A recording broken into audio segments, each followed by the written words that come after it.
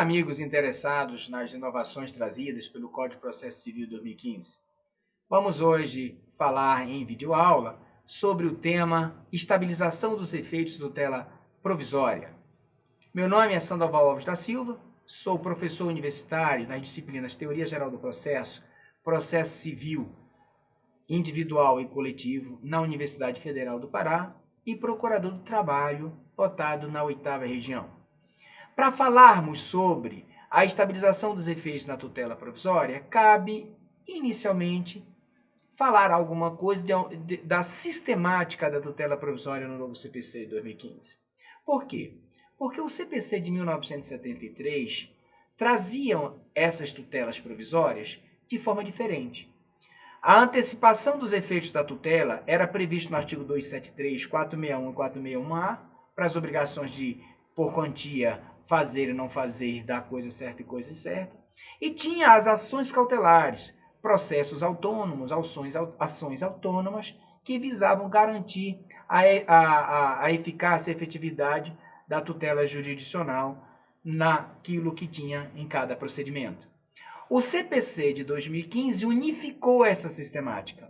Acabou, portanto, o processo autônomo ou ação autônoma cautelar e tudo se transformou na sistemática de tutela provisória no CPC de 2015, havendo essa unificação de tutelas provisórias em satisfativas e cautelares, de urgência e de evidência. Logo, as espécies de tutelas provisórias previstas no CPC de 2015 está assim sistematizado. Nós temos as tutelas de urgência e as tutelas de evidência.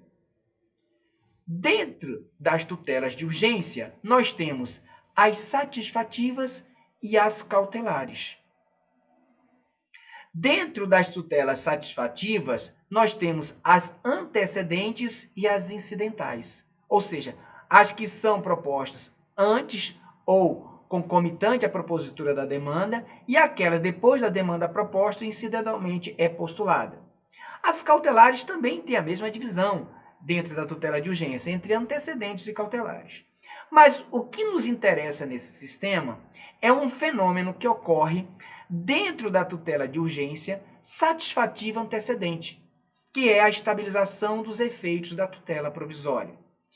A estabilização dos efeitos da tutela provisória, portanto, repetindo, é um fenômeno que ocorre dentro da tutela de urgência antecedente antecipada, ou, melhor dizendo, na antecipação dos efeitos da tutela provisória ou na antecipação, na satisfação dos efeitos da tutela provisória.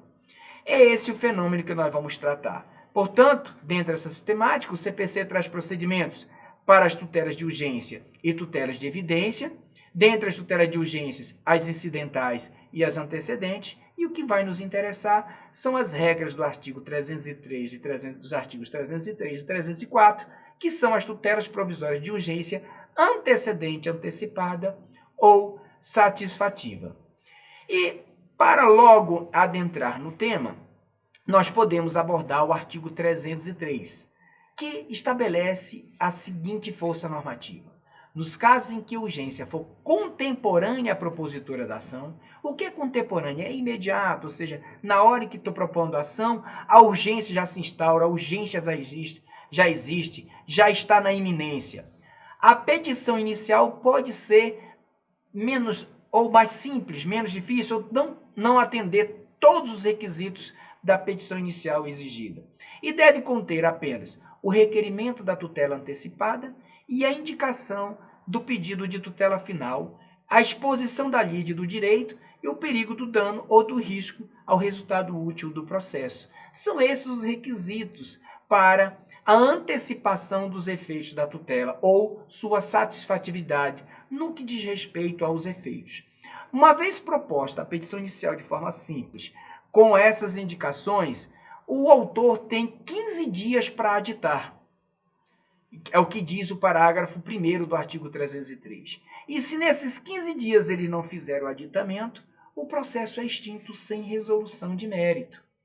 Ainda, para que tenha o benefício da antecipação dos efeitos da tutela de urgência do Código de Processo Civil, faz-se necessário que nessa petição inicial eu indique, eu decline claramente que eu quero a antecipação dos efeitos da tutela em petição inicial. Portanto, o artigo 303 começa a estabelecer alguns requisitos para se conseguir a antecipação dos efeitos da tutela de urgência, que é uma tutela provisória. Por quê? Porque a apreciação dessa tutela provisória, ela se dá numa cognição sumária, apressada, rápida, sem toda a experiência ou análise que uma cognição exauriente exige.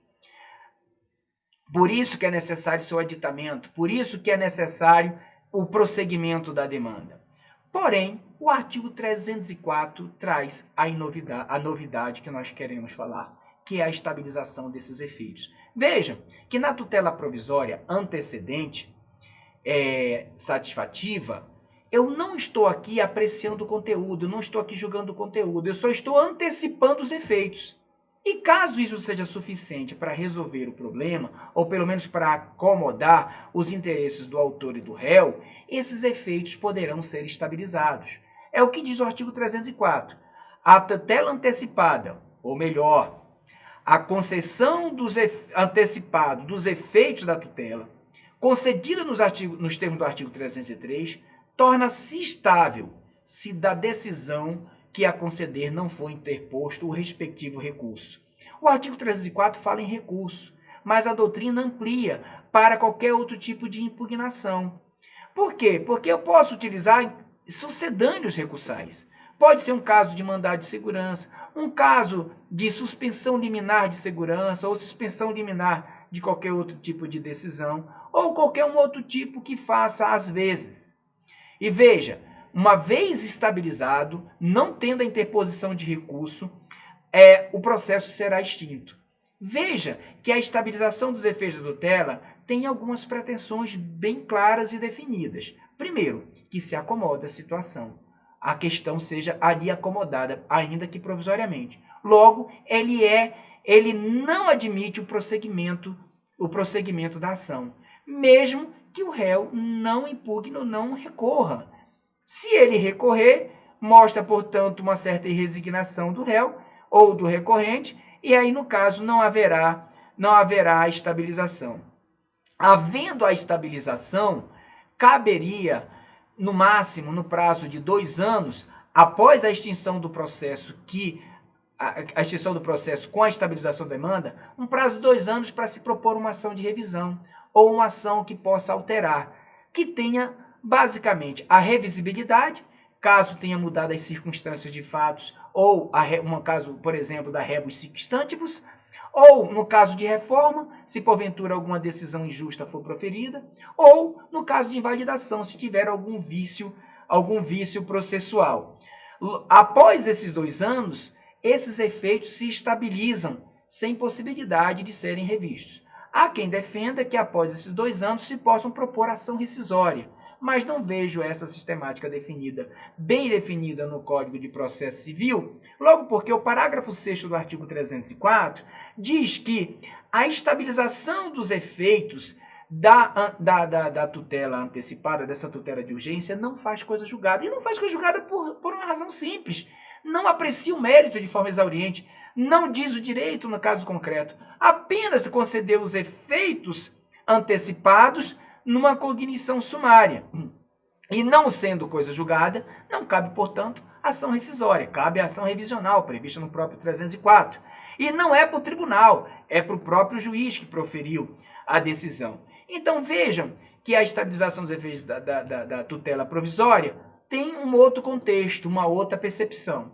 Com base no que nós falamos no enunciado 303 e no artigo 304, caberíamos tentar discorrer sobre que pressupostos são necessários para a estabilização dessa tutela provisória.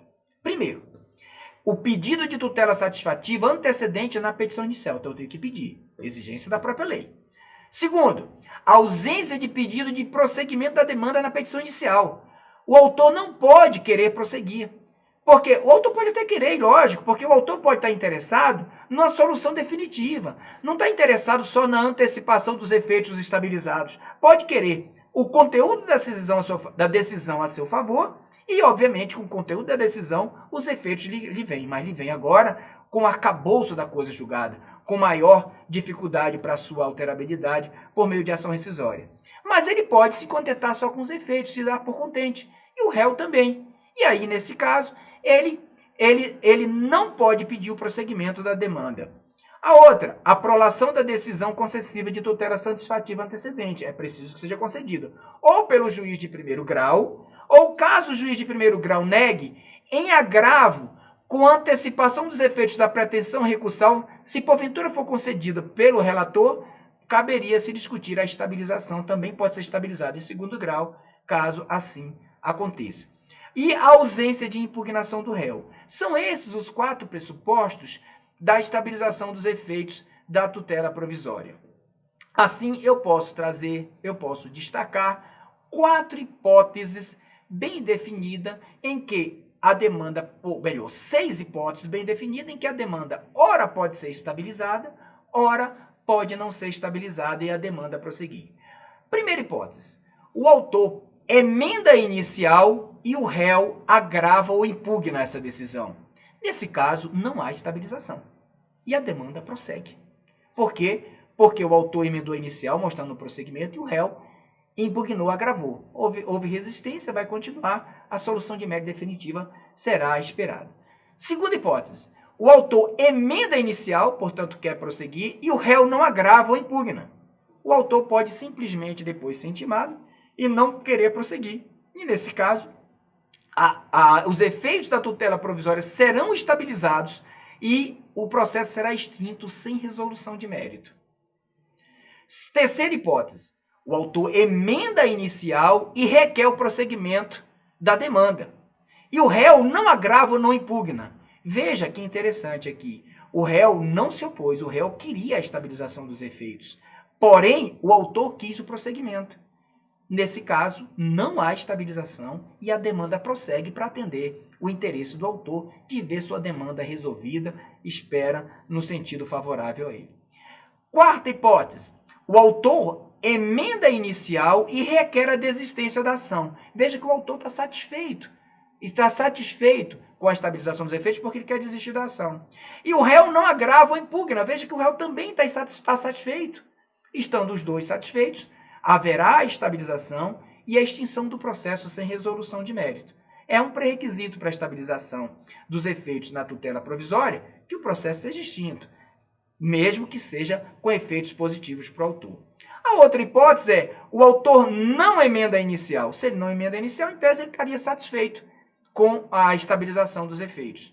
Mas o réu agrava ou impugna. Veja que o réu não está satisfeito. Então, nesse caso, o autor não emendar e o réu também, veja que nesse caso há uma possibilidade